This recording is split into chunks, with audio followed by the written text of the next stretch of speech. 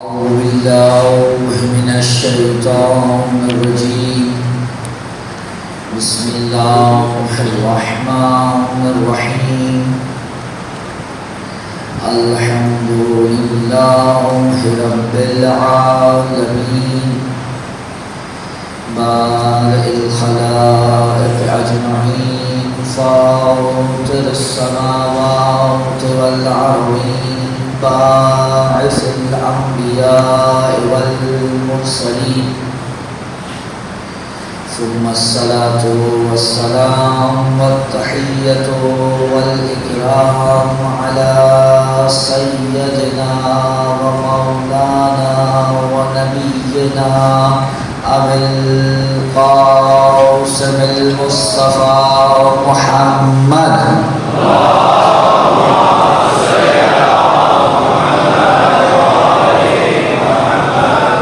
وعلى أهل بيته الطيبين الطاهرين المعصومين المظلومين المنتجبين المنتخبين ولعنة الله على أعدائهم أجمعين من الأولين والآخرين يا رب العالمين.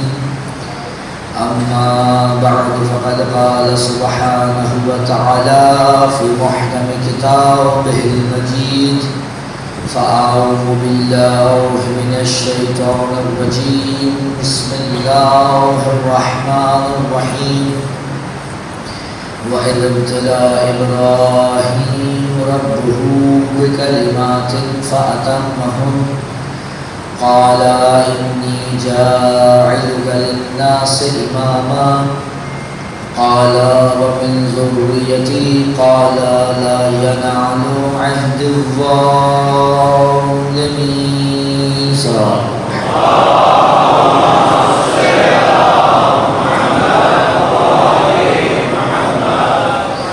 اپنی اپنی حاجات کی قبولیت کے لیے امام وقت کے ظہور و تعجیل کے لیے جس نے دعا کی التماس کی ان سب کی حاجات کی قبولیت کے لیے جو ہمارے برادران اس وقت باہر سیکیورٹی کی فرائض سر انجام دے رہے ہیں ان کی حاجات کی قبولیت کے لیے جن بچوں نے امتحانات دیے ہیں دے چکے ہیں دینے والے ہیں ان کی کامیابی و سرفرازی کے لیے اور امام وقت کے ظہور و تعجیل کے لیے بآواز بلند صلوات عنایت فرمائیں.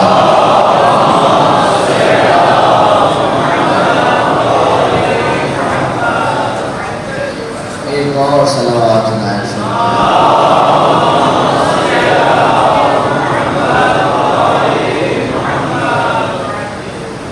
ایک اور صلوات عنایت فرمائیں.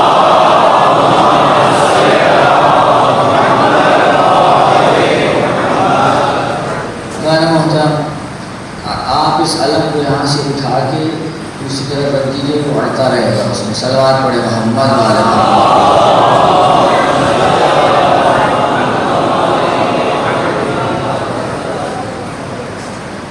پھر بھی صلوات پڑھیے.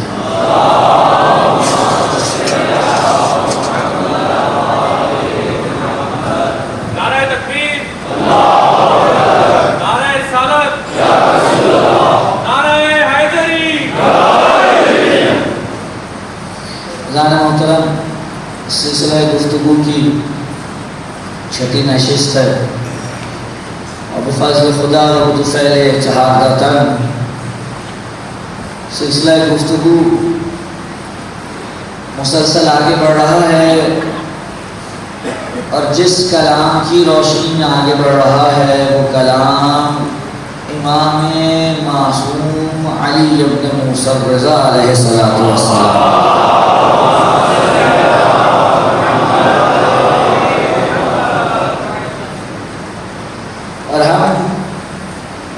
ان مجالس کے طفیل یہ جاننا چاہ رہے ہیں کہ امامت کے بارے میں خود امام کا کیا کہنا ہے اور حقیقت بھی یہی ہے کہ ہم اپنی تمام تر معرفت اور اپنی تمام تر معلومات کے میں امام معصوم کے مقام مقام پر نیاز مند ہیں. وہ بیان کریں گے تو ہمارے لیے وہ راہیں کھلتی چلی جائیں گی جو اس سے پہلے تک کھلی ہوئی نہیں تھی. گو کہ امام کا یہ فرمان، امام کی یہ حدیث جو ایک طویل حدیث ہے، آج سے کئی سو سال پہلے امام نے ارشاد فرمائی تھی، لیکن وہ افراد کے جو حق و حقیقت کے متلاشی ہیں اور معرفت کے کوثر سے جام بھر بھر کر اپنی تشنگی کو دور کرنا چاہتے ہیں، ان کے لیے یہ حدیث آج بھی ویسے ہی کارآمد ہے جیسے آج سے کئی سو سال پہلے تھی. میں نے کل عرض کیا تھا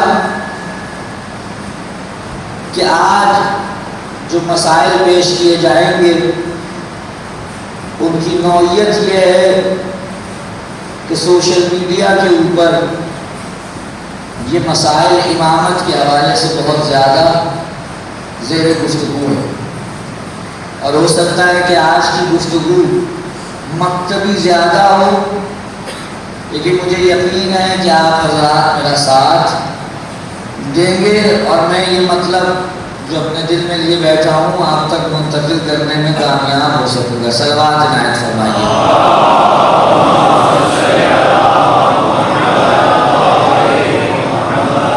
سلسلہ امامت کے حوالے سے گفتگو کو آگے بڑھاتے ہوئے امام نے اب تک جو گفتگو کی تھی وہ گفتگو امامت تشریعی سے متعلق تھی، اور اب جو گفتگو ہونے جا رہی ہے وہ امامت تکوینی سے متعلق ہے.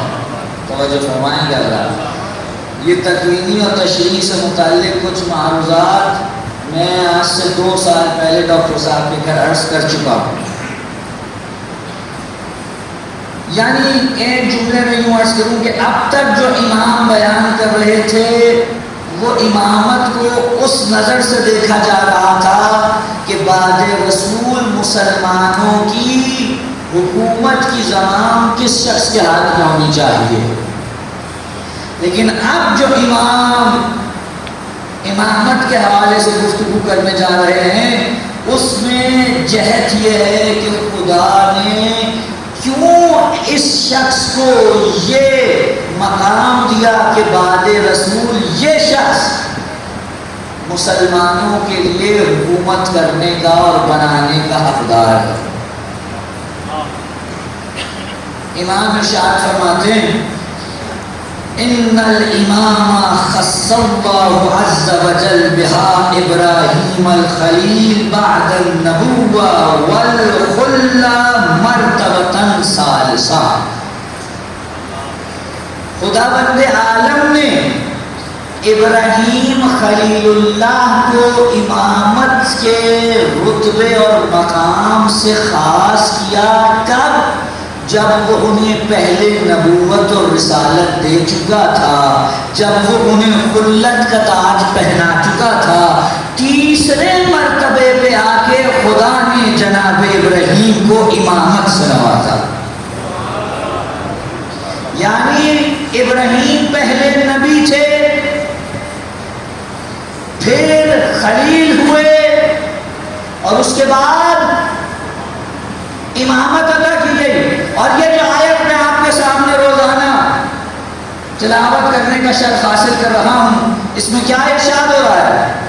ارشاد ہو رہا ہے سورہ مبارکہ بقرہ کی آیت نمبر 124 وَإِذِ ابْتَلَىٰ إِبْرَاهِيمُ رَبُّهُ بِكَلِمَاتٍ فَأَتَمَّهُنَّ. اور اس وقت کو یاد کرو جب خدا نے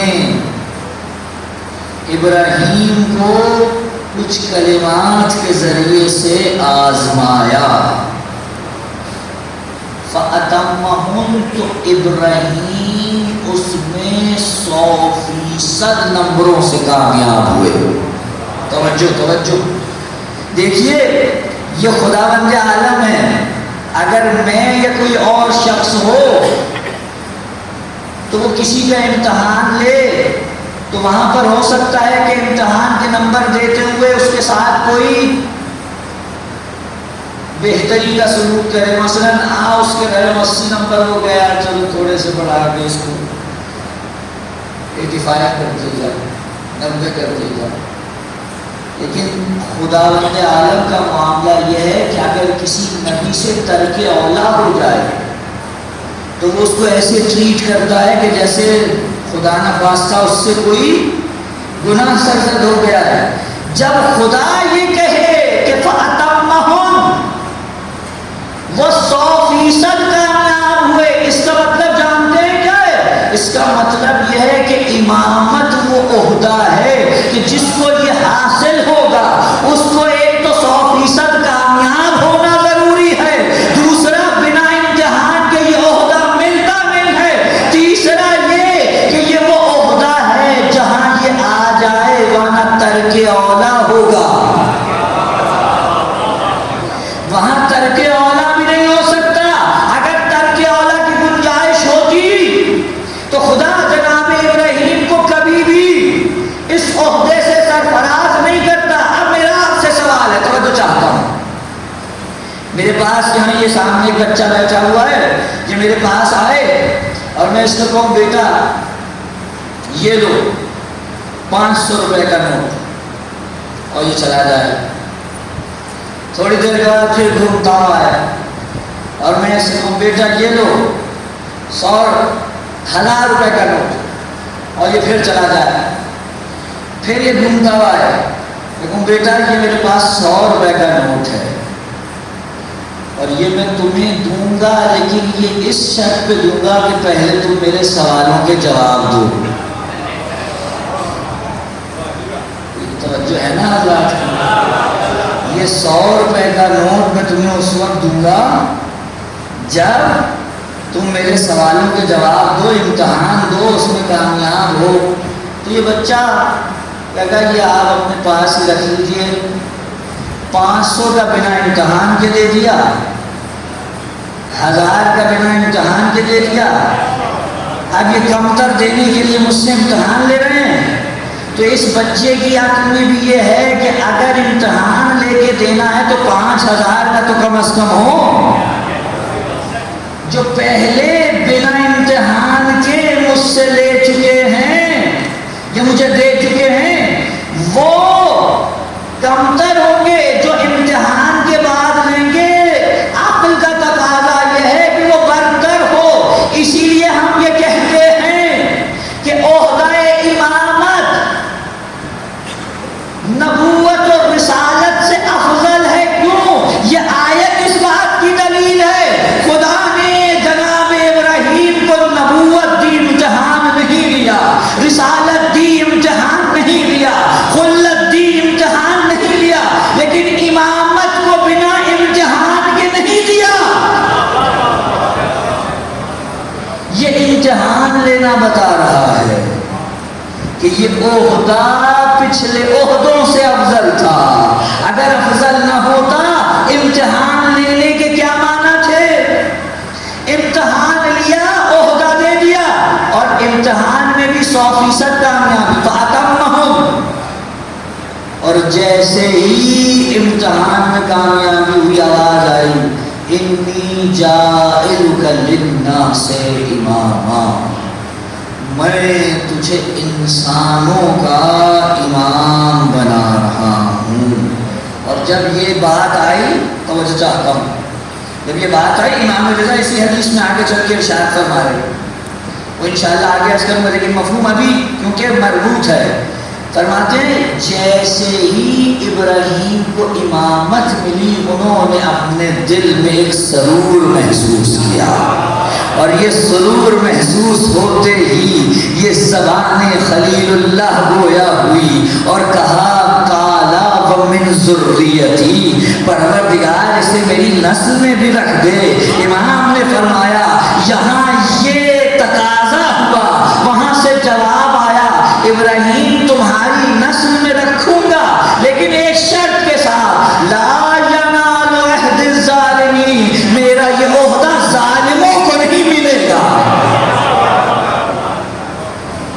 ہے، یہ عہدہ ظالموں کو نہیں ملے گا۔ اب ذرا یہاں رکیے، مجھے ایک بحث کرنی ہے جس کی جانب کا اشارہ کیا تھا۔ دبے لفظوں میں نے بتا دیا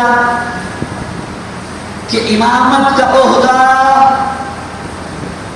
رسالت اور نبوت سے افضل ہے، اور غالباً پچھلے سال رمضان کے ہی دن تھے جس میں ایک ہنگامہ مچ گیا تھا کہ جناب عالی یہ کیا بات ہوئی کہ شیعہ جو ہیں وہ اپنے ائمہ کو انبیاء سے افضل مانتے ہیں۔ توجہ ہے حضرات کی؟ اگر آپ گھبرائے ہوئے نہیں ہیں تو ایک باواز بلند صلوات پڑھ لیں۔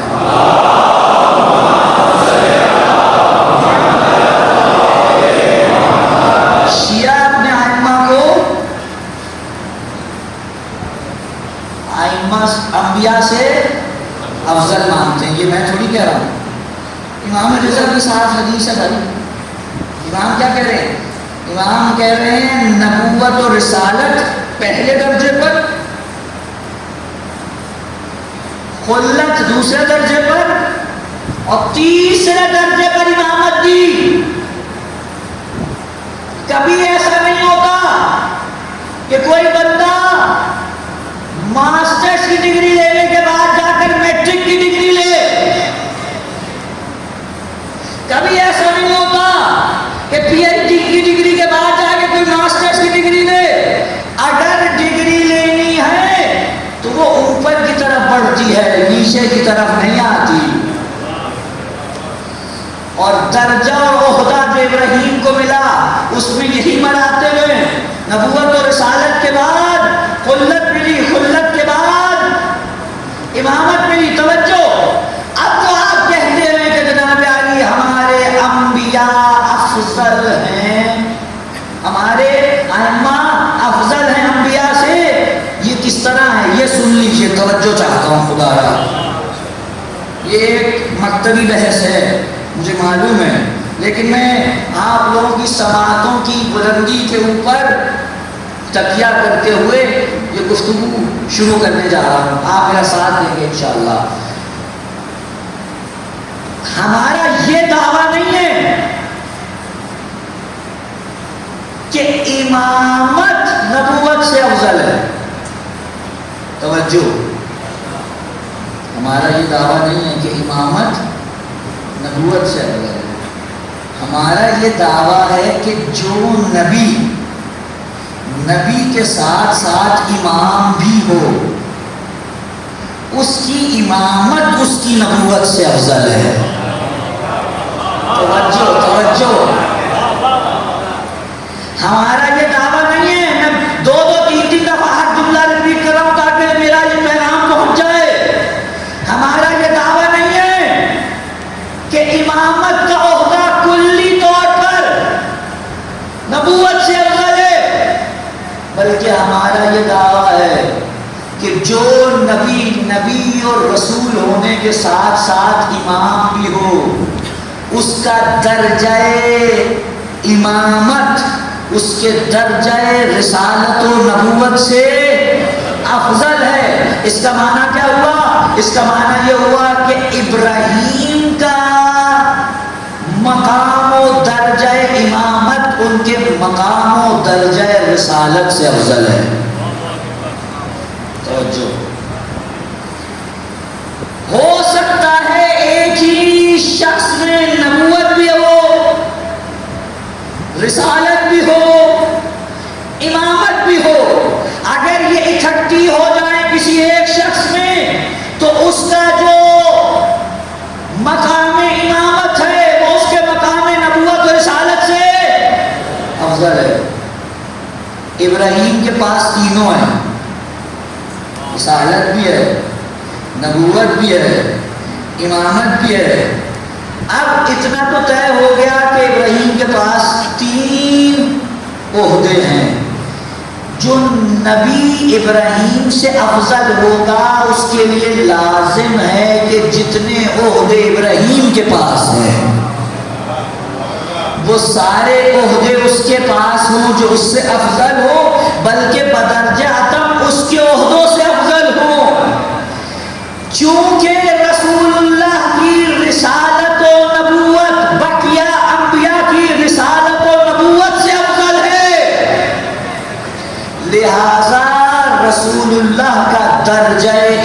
امامت بھی بقیہ انبیاء کی امامتوں سے افضل ہے.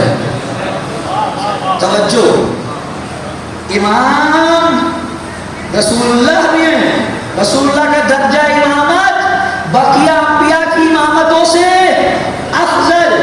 رسول اللہ کا درجہ نبوت بقیہ انبیاء کی نبوتوں سے افضل. توجہ چاہتا ہوں.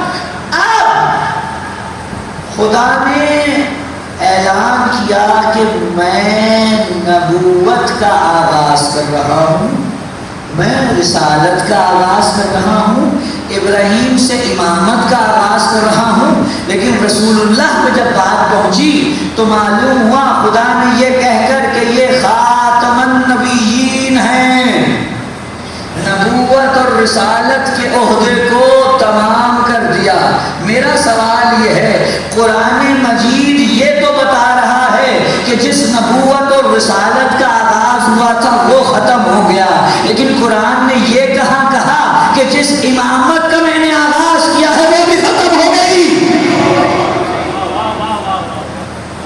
امامت کہاں ختم ہوئی؟ قرآن کی کسی آیت میں دکھائیے کہ کس کے لیے کہا ہو کہ یہ خاتم الامام ہے، یہ تمام خاتم الائمہ ہیں. کہیں یہ لکھا؟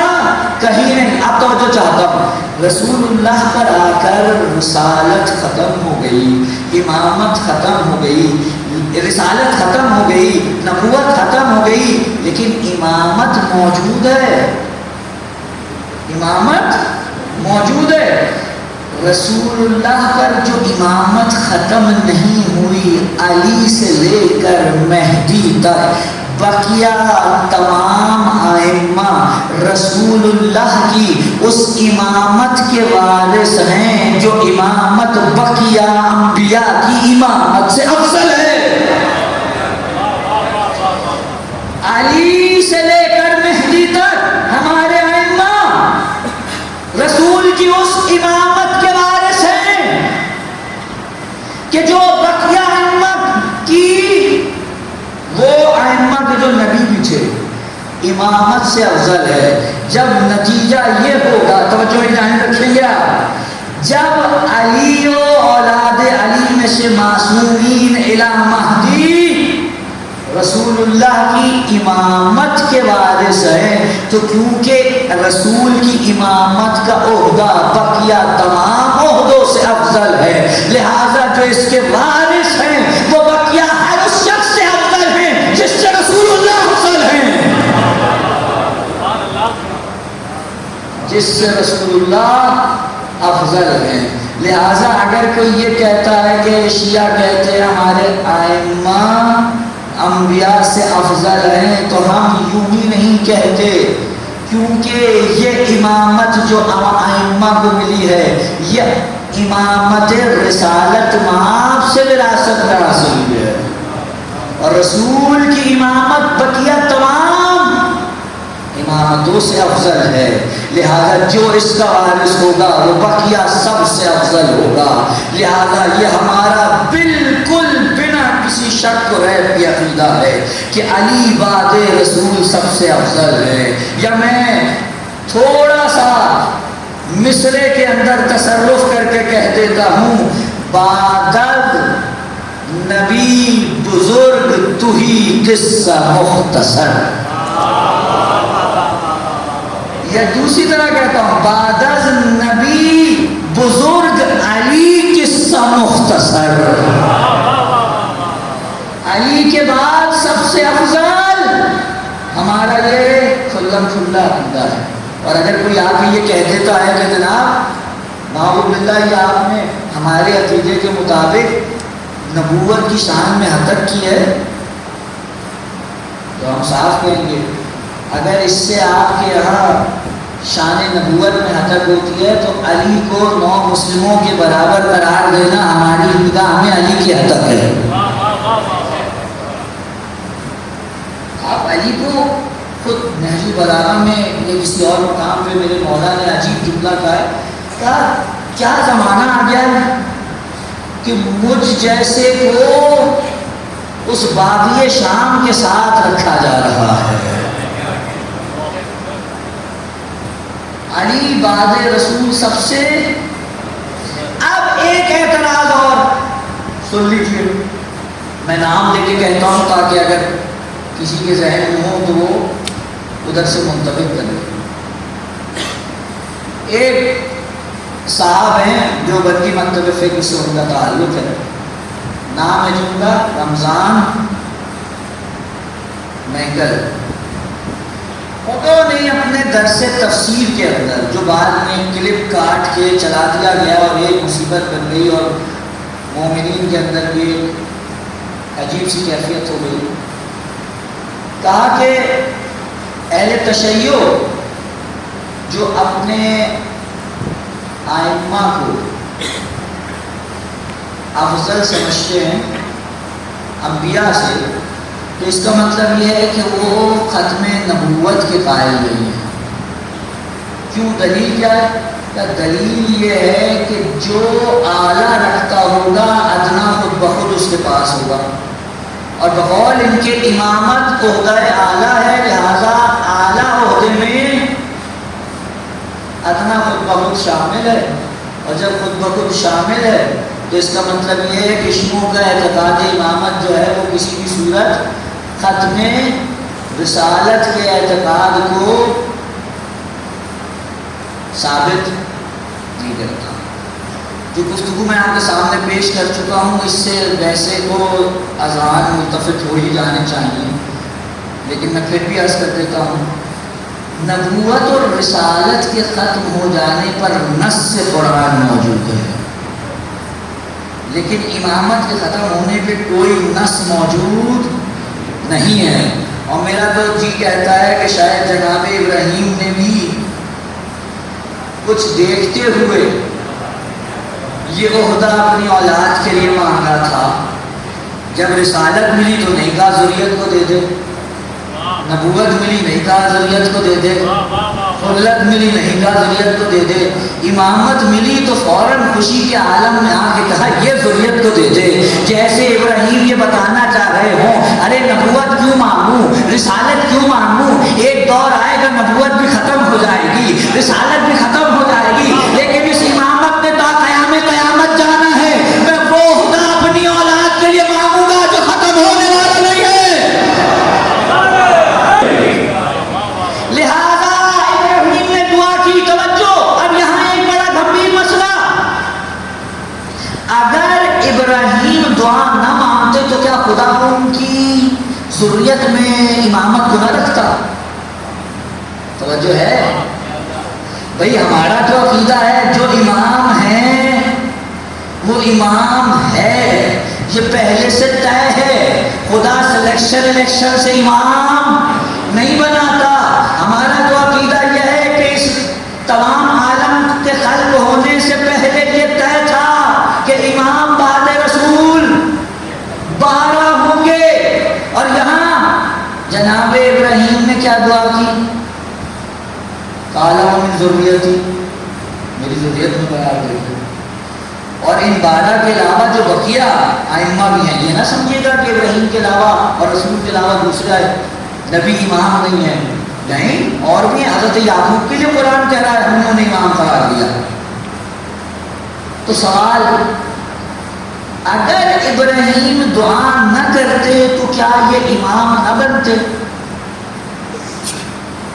اگر آپ کہیں کہ ابراہیم دعا نہ کرتے تو یہ امام نہ بنتے، اس کا مطلب یہ ہوا کہ یہ بات طے نہیں تھی پہلے سے کسے نبوت ملنی ہے کسے امامت ملنی ہے. اور اگر آپ یہ کہیں کہ نہیں، ابراہیم نے جو دعا کی اگر وہ نہ بھی کرتے تب بھی جسے نبوت ملنی تھی، جسے امامت ملنی تھی. توجہ ہے؟ آج مجھے لگ رہا ہے کہ پیچھے تک بہت سناٹا ہے. سلوات بھیجیے نا ایک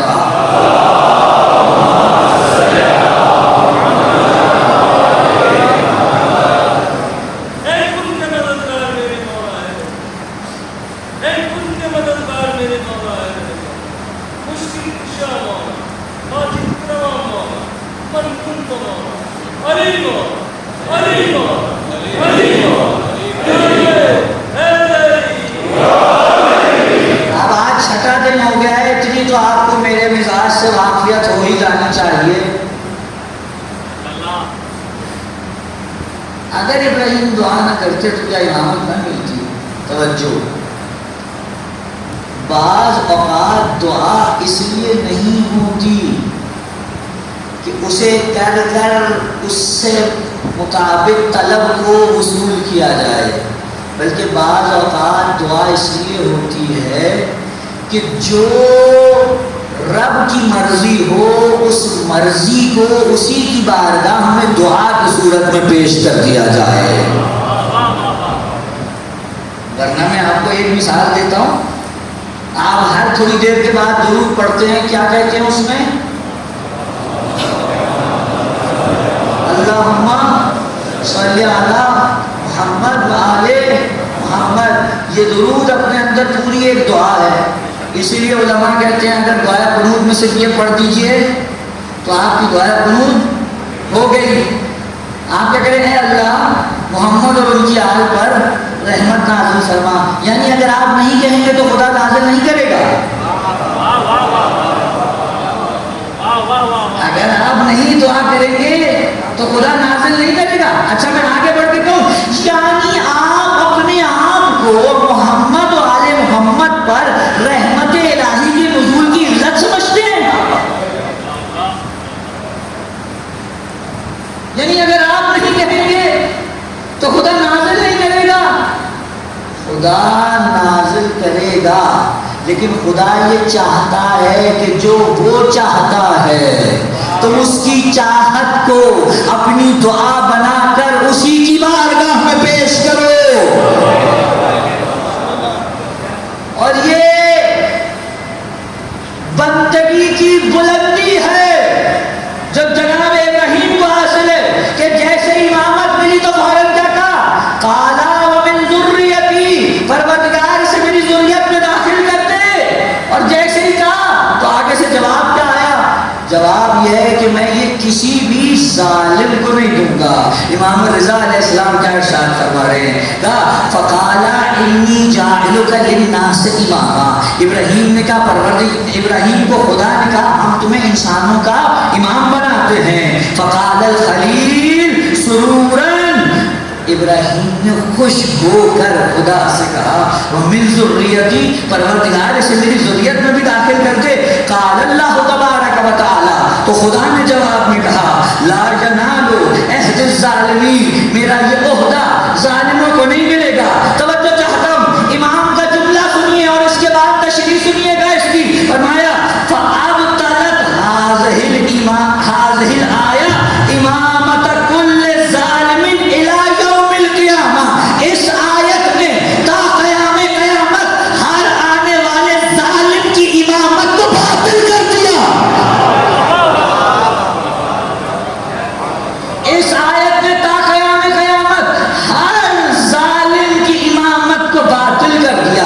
چلیے تفسیر المیزان کی طرف، علامہ طباطبائی نے اس کی جو تفسیر لکھی اس میں کیا لکھتے ہیں؟ کہتے ہیں یہ جو لفظ ظالم ہے اس کے لیے 4 صورتیں ہو سکتی ہیں۔ وہ 4 صورتیں کیا ہیں؟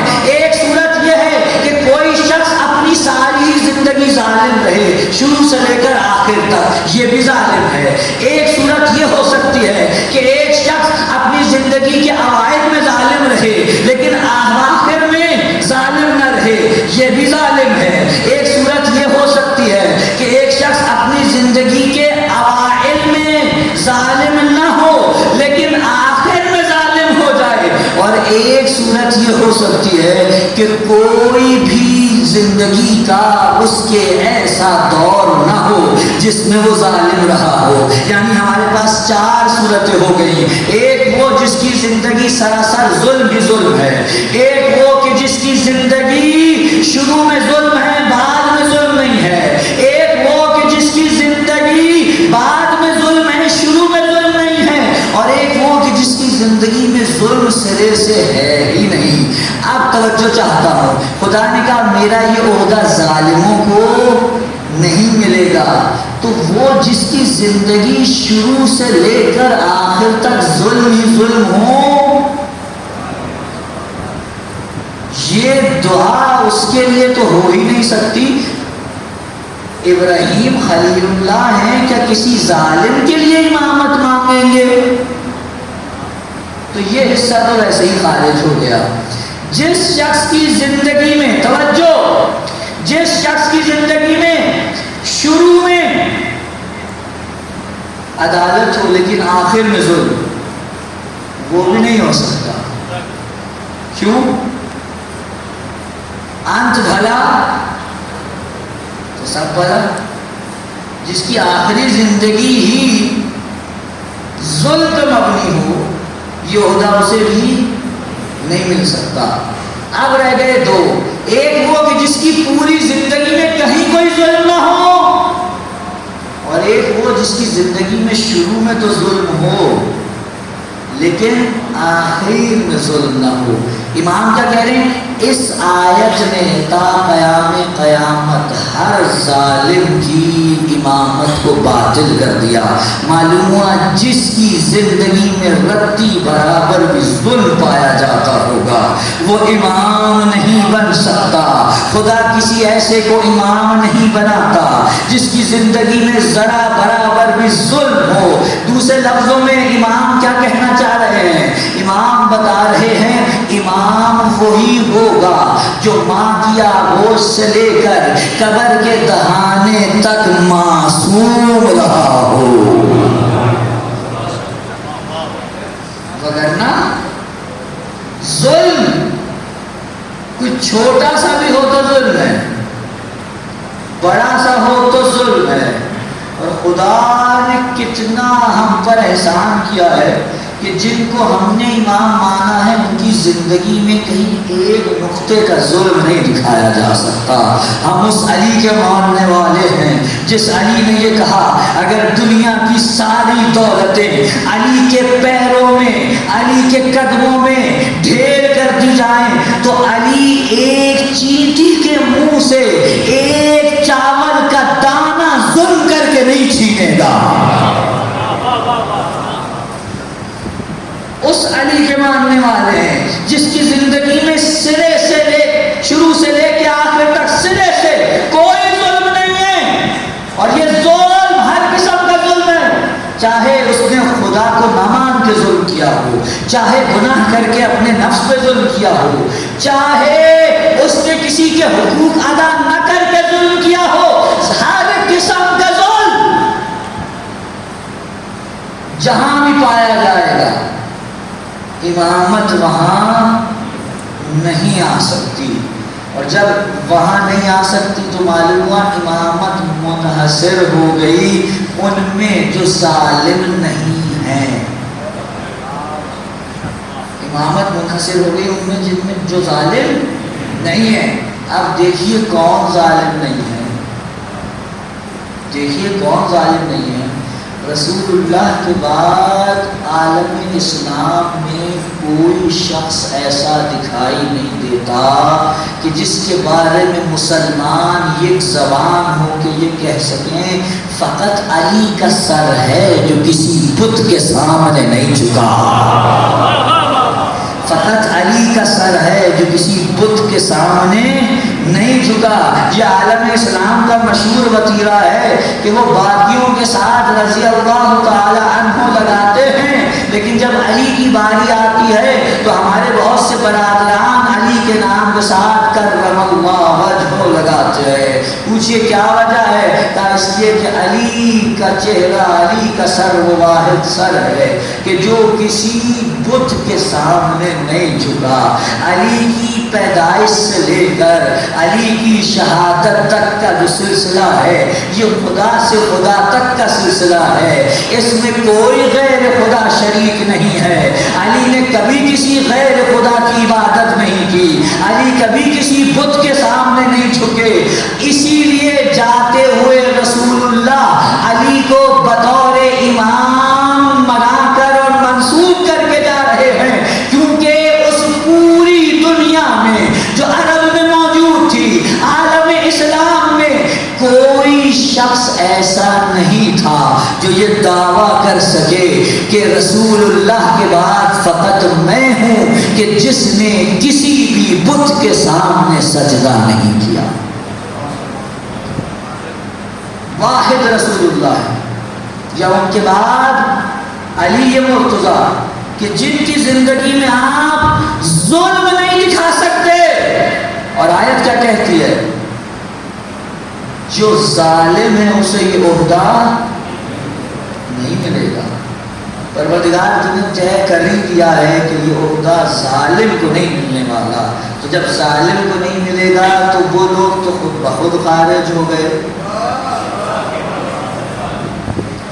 وہ لوگ تو خود بخود خارج ہو گئے جو 40 سال تک بتوں کو پوجتے رہے. وہ تو خارج ہو گئے. ہر قبیلے کا اپنا بت، ہر گھر کا اپنا بت. ایسے بتوں کے رسیا تھے کہ جب ضرورت پڑی بوقت ضرورت حلوے سے بت بنایا. روایت میں حلوے سے بت بنایا، اس کے سامنے متھا ٹیکا، اور جب بھوک لگی تو اسی کو توڑا اور کھا گئے.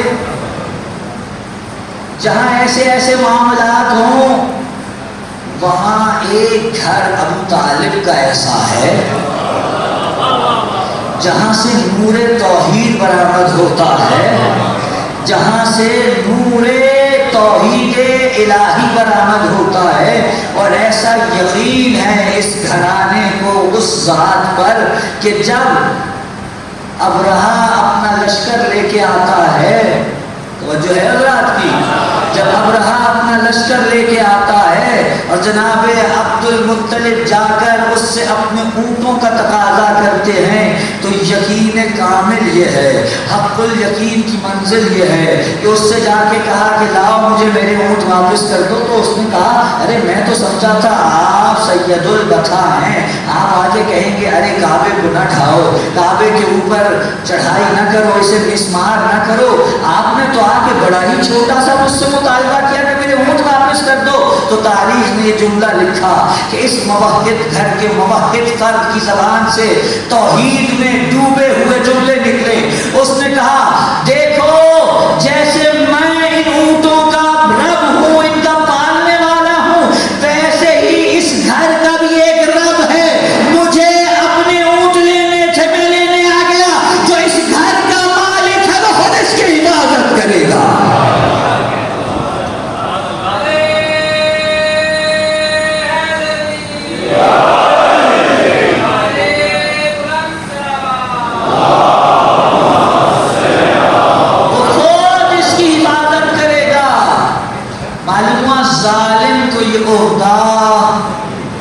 نہیں مل سکتا. اور ابراہیم کو بھی ملا تو کب؟ امتحان. امتحان جا کے دیکھیے ابراہیم کی زندگی میں کیسے کیسے امتحان. کبھی منجنیق میں رکھ کے آگ میں پھینکے جا رہے ہیں، کبھی بیٹے کو، اول تو 90 سال کی عمر تک لگ بھگ اولاد نہیں ہوتی، اور جب 92 ایئرس کی عمر میں جا کے خدا اولاد کی نعمت سے سرفراز کرتا ہے تو ایک نوجوان بیٹے کو ذبح کرنے کا حکم آ جاتا ہے. اس سے پہلے یہ حکم ہے کہ جاؤ ابراہیم آپ مجھے بتائیے آپ کے ہاں اگر اتنی منتوں مرادوں سے کوئی بچہ پیدا ہو تو آپ اس کے ساتھ کیا کریں گے؟ آپ اس کے ساتھ کیا کریں گے؟ وہ آپ کی آنکھوں کا تارا ہوگا، آپ کبھی اسے اپنی نگاہوں سے جدا نہیں کرنا چاہیں گے. ابراہیم کو اتنے عرصے کے بعد اولاد سے نواز کر کیا کہا اس چھوٹے سے بچے کو اس کی ماں کے ساتھ ایک ایسے علاقے میں چھوڑ کے آؤ کہ جہاں نہ پانی ہے نہ کھانا ہے. اور وہ جو حدیث میں آیا ہے عجیب ہے کہ ایسا کڑا امتحان. جناب ابراہیم کو کہا اے ابراہیم تم نے وہاں جا کر ان کے لیے پانی کا ذخیرہ نہیں کرنا. ابراہیم جائیں اور جا کر وہاں کوئی پانی کا ذخیرہ کرتے کہ چلو کچھ دن ان کے کام آ جائے، کبھی جتنا پانی ساتھ ہے بس اس سے زیادہ کا ذخیرہ نہیں کر سکتے. ابراہیم چھوڑ کے واپس فلسطین. کہاں فلسطین؟ کہاں مکہ؟ واپس چلے گئے. لیکن جب یقین ہو، یہ یقین ہی تو ہے کہ اگر مادر موسیٰ کو ہو اس پر تو وہ اس کو لوٹا دیتی ہے. موسیٰ کو یقین ہو خدا پر تو اس کو اس کا بیٹا لوٹا دیا جاتا ہے، اور اگر ابراہیم کو یقین ہو خدا پر تو ابراہیم کو ان کا بیٹا لوٹا دیا جاتا ہے۔ کیسے کیسے امتحان دینے کے بعد ابراہیم کو خدا کہہ رہا ہے اب ہم تمہیں انسانوں کا امام بناتے ہیں۔ معلوم ہوا یہ امام بننا کوئی چھوٹا عہدہ مرتبہ نہیں ہے، اس کے لیے ضروری ہے کہ انسان میں ظرفیت ہو۔ اور اب بس آگے سن لیجئے امام کے جملے اور میں آپ کی زحمت تمام کروں۔ فرماتے ہیں ثم اکرمہ اللہ تعالی بان جعلها فی ذریتہ اہل الصفوہ، خدا نے ابراہیم کو اس کرامت سے نوازا کہ اس عہدے کو ان کی نسل میں اہل کرامت کو سونپا۔ ہر ایک کو نہیں دیا، اہل کرامت کو سونپا، جو اس کے اہل تھے، جن میں اس کی ظرفیت تھی۔ ورنہ ابراہیم کی اولاد میں تو بہت سے ہیں، خود جناب یوسف کے بھائی کون ہیں؟ ابراہیم کی اولاد ہیں، لیکن کیا سب کو ملا؟ یہ جو دنیا آ کر ہم پہ الزام لگاتی ہے کہ شیعوں کا تو بس نسل سے تعلق ہے، یہ نسلی تعصب کا شکار ہے، یہ علی اور علی کے بعد دوسروں کو اس لیے مانتے ہیں کیونکہ یہ بنی ہاشم ہے۔ اگر بنی ہاشم کو ماننا ہوگا تو ہم بنی عباس کو بھی مان لیتے، اولاد کی وجہ سے نہیں مان رہے۔ اگر اولاد کی وجہ سے ماننا ہوتا تو ہم بنو عباس کو بھی مان لیتے۔ ہم کسی کو امام نسل کی وجہ سے نہیں مانتے، بلکہ امام اس لیے مانتے ہیں کیونکہ اس میں ظرفیت ہے امامت کی، کیونکہ اسے خدا نے وہ عہدہ دیا ہے، اس میں وہ صفات امامت موجود ہیں۔ ہم نے حسن و حسین کو اس لیے امام نہیں مانا کہ وہ رسول کے نواسے ہیں، بلکہ اس لیے امام مانا ہے کیونکہ خدا نے انہیں امام بنایا ہے۔ لہذا امامت نسل کی وجہ سے سوقت نہیں ہے، نسل میں رکھی گئی ہے، لیکن نسل میں اگر کوئی ایسا نہیں ہے کہ جو ظرفیت رکھتا ہو، جو اہل صفت ہو، جو اہل کرامت ہو، تو اسے یہ عہدہ امام کیا فرما رہے ہیں نہیں ملے گا۔ فقال وَوَهَبْنَا لَهُ إِسْحَاقَ وَيَعْقُوبَ نَافِلًا وَكُلًّا جَعَلْنَا صَالِحِينَ۔ خدا نے کہا اے ابراہیم تمہاری نسل میں اسحاق اور یعقوب کو بھی ہم امامت سے نوازیں گے، وَجْعَلْنَاهُمْ أَئِمَّةً يَهْدُونَ بِأَمْرِنَا۔ اور امام اب اس آیت سے استدلال کر رہے ہیں، فرماتے ہیں کہ خدا نے کہا ہم نے ان کو یعنی یعقوب کو، اسحاق کو اور ان کے علاوہ دوسرے کو کہ جنہیں امام بنایا تھا، ہم نے انہیں امام قرار دیا۔ کیوں؟ تاکہ یہ ہمارے امر سے ہدایت کریں، یہ ہمارے امر سے ہدایت کریں۔ وَأَوْحَيْنَا إِلَيْهِمْ، اور ہم نے ان پر وحی کی، کس چیز کی؟ فعل الخیرات، اچھے اعمال انجام دینے کی، وَإِقَامَ الصَّلَاةِ، نماز قائم کرنے کی، وَإِيتَاءِ الزَّکَاةِ، زکات ادا کرنے کی، وَكَانُوا لَنَا عَابِدِينَ، اور یہ سب کے سب ہماری ہی عبادت کرنے والے تھے، یہ کسی غیر خدا کی عبادت نہیں کرتے تھے، یہ سب کے سب ہماری عبادت کرتے تھے۔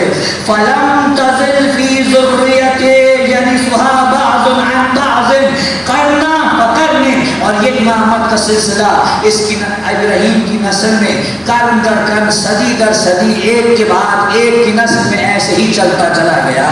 وَوَرَّثَهَا اللَّهُ تَعَالَى النَّبِيَّ، اور خدا نے اسی امامت کو رسول اللہ کے لیے بطور وراثت رکھا۔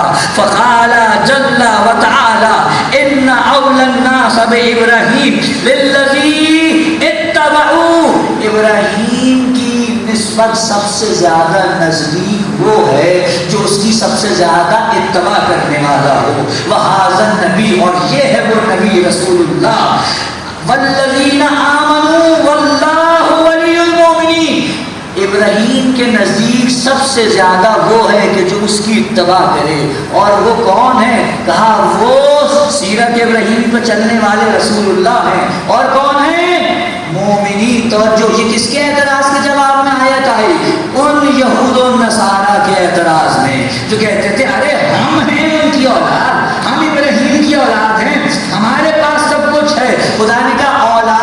ہونے سے کچھ نہیں ہوتا، اولاد ہونے سے کچھ نہیں ہوتا، ضروری ہے کہ تم ان کی اتباع کرو، اور جو اتباع کرے گا وہ کون ہوگا؟ واللہ ولی المؤمنین، اللہ مومنوں کا ولی ہے، اللہ مومنوں پر ولایت رکھتا ہے۔ اور اس کے بعد فرمایا فکانت لہ خاصۃ، خدا نے امامت کو خاص فرمایا، فقلدها علی بامر اللہ، اور رسول اللہ نے خدا کے امر سے علی کو امام بنایا۔ خدا نے اللہ کے حکم سے علی کو امام بنایا، علی رسم ما فرض اللہ فصارت فی ذریتہ الاشقیاء، اور اس کے بعد علی کی ذریت میں جو اشقیاء ہیں، جو صفی ہیں، صفی کس کو کہتے ہیں؟ صفی کہتے ہیں خالص کیے گئے کو، یعنی خدا نے جسے اپنے لیے خالص کر لیا ہو، علی کی اولاد میں سے ان کو امام بنایا۔ الذی عطاہم اللہ بالعلم والایمان، جنہیں امامت دی انہیں علم سے نوازا، انہیں ایمان سے نوازا، اور جب یہ ہو گیا تو کیا ہوا؟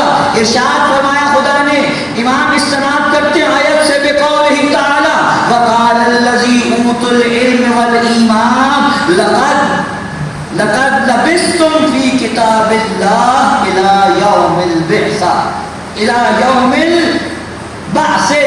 فرماتے ہیں کہ قرآن خدا نے یہ ارشاد فرمایا ہے کہ ہم نے یہ امامت انہیں دی ہے جو صاحبان علم ایمان، اگر علم اور ایمان نہ ہو امامت نہیں آئے گی۔ اور اب فرمایا فَهِيَ فِي بُلْدِ عَلِي خَاصَّةٌ إِلَى يَوْمِ الْقِيَامَةِ، بعد رسول یہ علی کی نسل میں خاص ہو گئی، جتنے بھی امام ہیں علی کی نسل میں آ رہے ہیں، لیکن صرف اس لیے نہیں کہ وہ نسل سے ہیں، نسل میں ہونے کے ساتھ ساتھ وہ اس کی اہمیت و ظرفیت رکھتے ہیں۔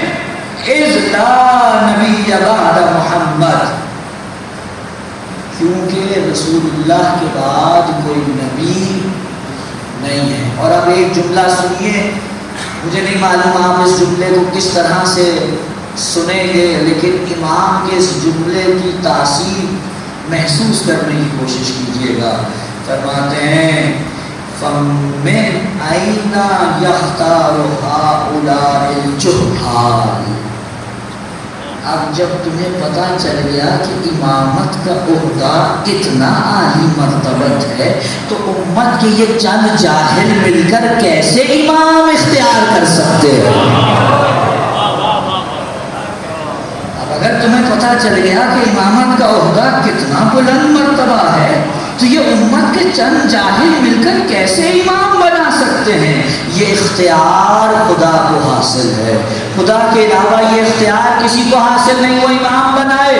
دیکھیے کس طرح امام نے جہاں سے گفتگو شروع کی تھی وہیں پہ لا کر یہاں اس کو جوڑ رہے ہیں۔ کہا علم اختلاف کی وجہ ہی یہ ہے کہ جاہلوں نے جاہلوں کو امام بنا دیا، جاہلوں نے جاہلوں کو امام بنایا ہے۔ اگر جاہل جاہل کو امام بنا لیں اس کا یہ مطلب نہیں کہ اسے امامت الہی حاصل ہو جائے گی۔ امامت الہیہ اسی کو ملے گی جسے خدا نے عطا کی ہے، اور جنہیں دی ہے یہ انہی کے پاس ہے، اسی لیے کوئی ان سے اسے لے نہیں سکتا، کوئی انہیں دے نہیں سکتا۔ توجہ چاہتا ہوں اگر جملے پہ توجہ فرمائیں، انسان جسے دیں گے اس سے انسان واپس لے بھی سکتے ہیں۔ آپ کسی کو صدر بنائیں، آپ نے ووٹس ڈالے، نمائندے منتخب کیے، انہوں نے آگے جا کے صدر و وزیر اعظم منتخب کیے۔ اب اگر وہی منتخب نمائندے اس کے اوپر عدم اعتماد کی تحریک چلا دیں کیا ہوگا؟ ان کا بنایا ہوا تھا انہیں کے ہٹانے سے ہٹ جائے گا۔ کیوں؟ کیونکہ بنایا انہوں نے تھا، لیکن جسے خدا بنائے گا وہ انسانوں کے نہ ماننے یا ہٹانے سے نہ ہٹے گا، نہ اس کی امامت میں کوئی فرق پڑے گا۔ وہ امام امام ہی رہے گا چاہے وہ کہیں پر بھی ہو. لہذا جو لوگ آ کر یہ اعتراض کرتے ارے اب کیا فائدہ ہے امامت کی بحث کرنے کا، ایک تاریخی سیاسی بحث ہے، کیوں ہم لڑے؟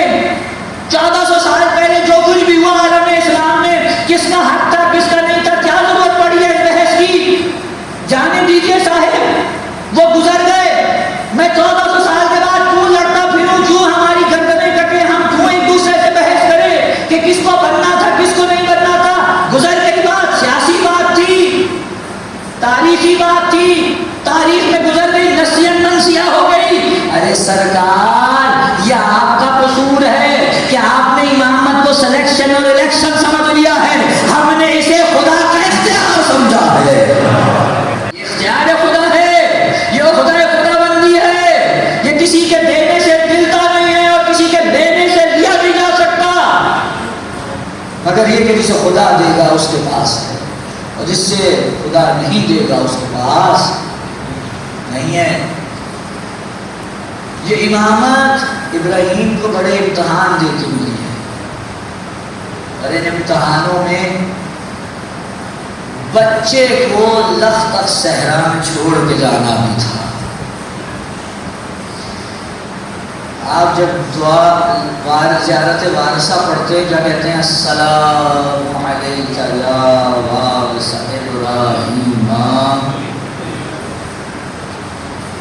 اگر دیکھنا ہو وارث خلیل اللہ کون ہے تو یہ دیکھیے گا کہ کتنا چھوٹا سا جنازہ ہاتھوں پہ اٹھا رکھا ہے.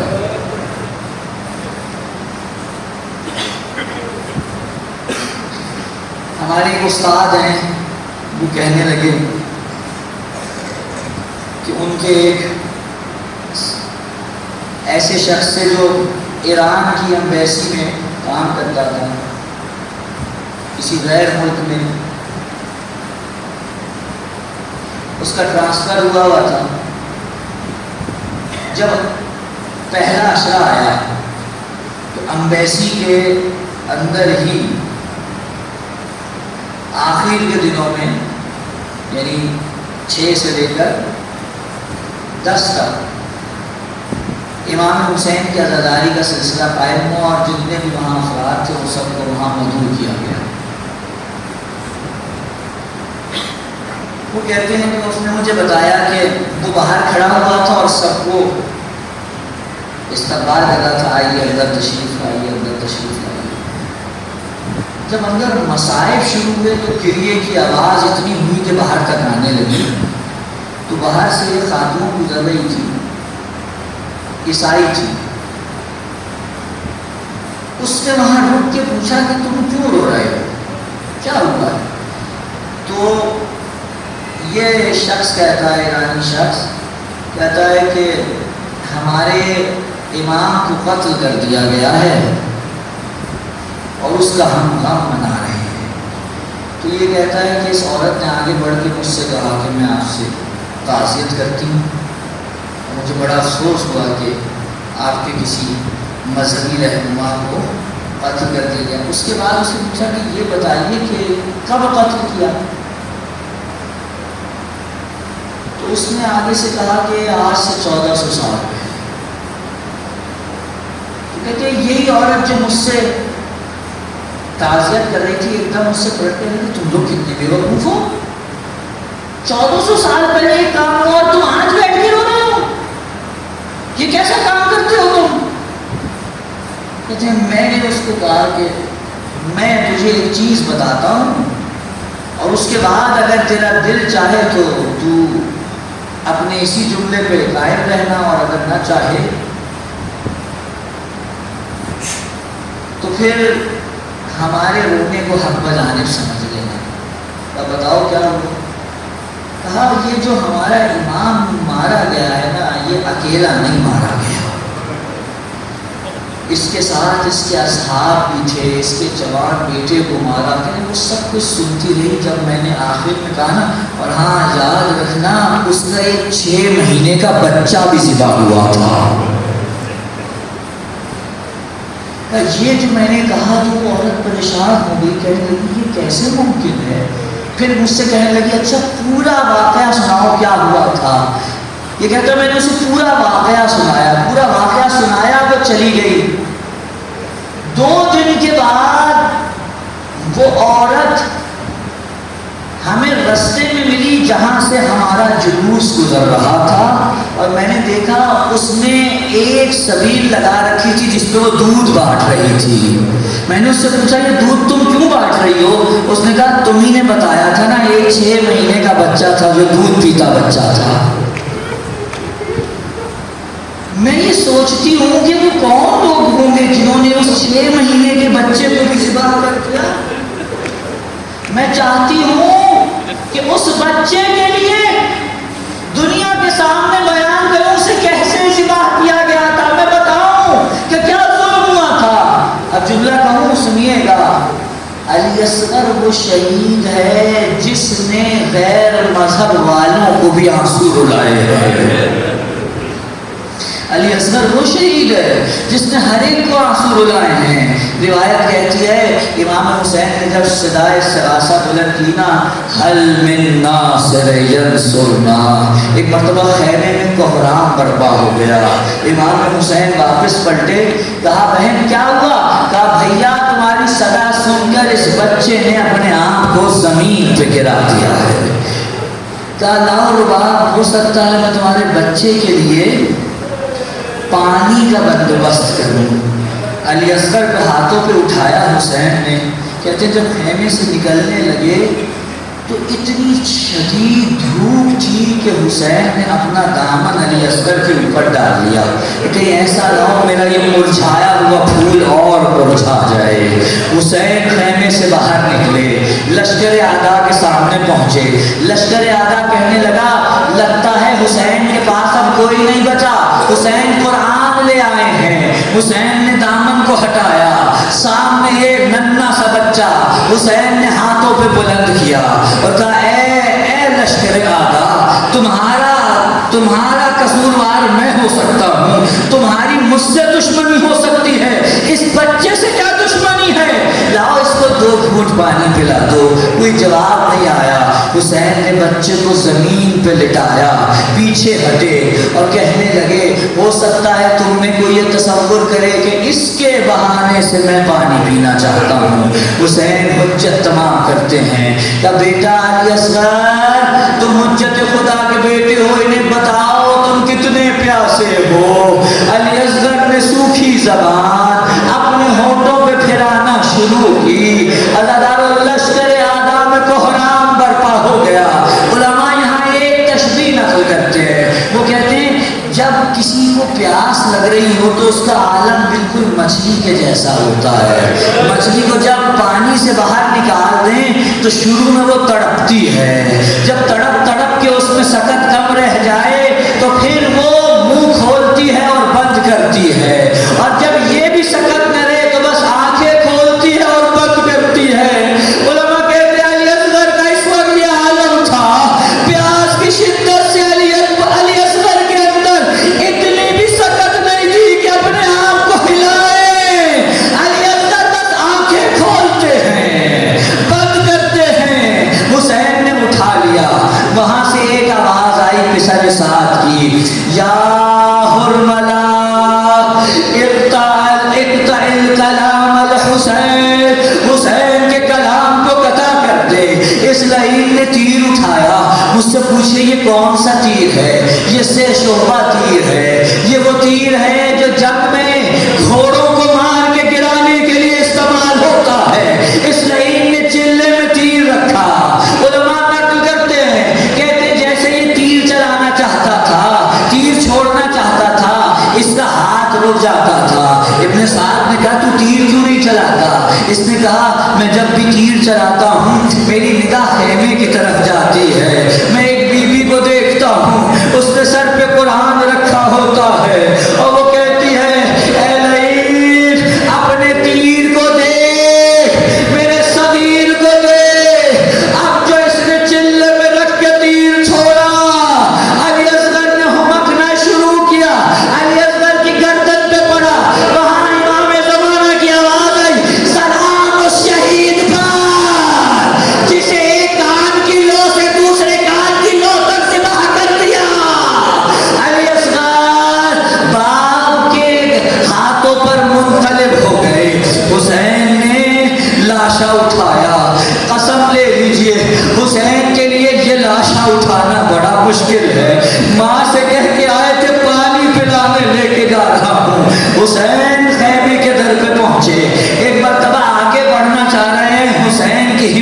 نہیں ہو رہی، آگے بڑھے، انا للہ و انا الیہ راجعون کہہ کے 7 مرتبہ آگے بڑھے، رضن بقضائہ و تسلیما لامرہ کہہ کے 7 مرتبہ پیچھے ہٹے، اور اب جب حسین کی ہمت نہ پڑی تو ایک مرتبہ حسین نے خیمے کے دروازے کے باہر سے آواز دی، درباب آؤ تمہارا بچہ آ گیا۔ آپ کو پتا ہے نا، جب باپ آتا ہے اس سے پہلے کہ کوئی بڑا دروازے پہ آئے گھر کے بچے نکل آتے ہیں۔ ایک 3 سال کی بچی دوڑی دوڑی دروازے پہ آ گئی، بابا بابا بھیا کو پانی پلا کے لے آئے۔ حسین نے تو دامن ہٹ کر ابا کا دامن ہٹایا، بچی کی چیخ نکل گئی، بچی زمین پہ گری، کہا میرا بھیا، وہاں سے جناب رباب نکلی۔ ایک مرتبہ اس ننھے سے لاشے کو دیکھا، رباب نے 2 جملے کہے، پوری کربلا کی تعریف ان 2 جملوں میں سے ہوتی جائے تو کافی ہے۔ ایک مرتبہ رباب نے کہا آقا جس نے علی اصغر کو تیر مارا ہے اس کی اولاد نہیں ہوگی، اولاد والا یہ نہیں کر سکتا۔ اور دوسرا جملہ قیامت خیز ہے، کہا میرے والی کیا اس جیسے بچے بھی نہر کیے جاتے ہیں، کیا اس جیسے بچے بھی نہر کیے جاتے ہیں۔ عزادارو حسین رو لی، رباب رو لی، کہا آقا میری ایک خواہش ہے۔ کہاں رباب بتاؤ؟ آقا اگر اس میرے بچے کو دفن کر دیں تو بڑی مہربانی ہوگی۔ حسین نے ننھا سا لاشا اٹھایا، خیمے کے پیچھے لے کے گئے، ایک ننھی سی قبر کھودی، علی اصغر کو ڈالا۔ علماء منظر کشی کرتے ہیں، میں کیسے بیان کروں، اولاد والے سمجھ سکتے ہیں کیا منظر تھا حسین پر۔ حسین نے جب قبر کھود لی، علی اصغر کے سے پھول کو قبر میں رکھ دیا، اب پیروں کی طرف سے خاک ڈالنا شروع کی، خاک ڈالتے رہے علی اصغر پہ، لیکن جب چہرے کی باری آئی حسین نے منہ اس طرف موڑا، خاک کو علی اکبر کے چہرے پہ ڈالا، اور ڈال کے اٹھے دامن جھاڑ کر حسین خیمے میں واپس آ گئے۔ ام رباب کو یہ تسلی ہو گئی کہ چلو میرا بچہ دفن ہو گیا، میرے بچے کا لاشا پامال نہیں ہوگا، میرے بچے کا سر نیزے پہ نہیں چڑھے گا۔ 11 محرم آئی، قیامت ٹوٹی، ایک مرتبہ سروں کی گنتی شروع ہوئی،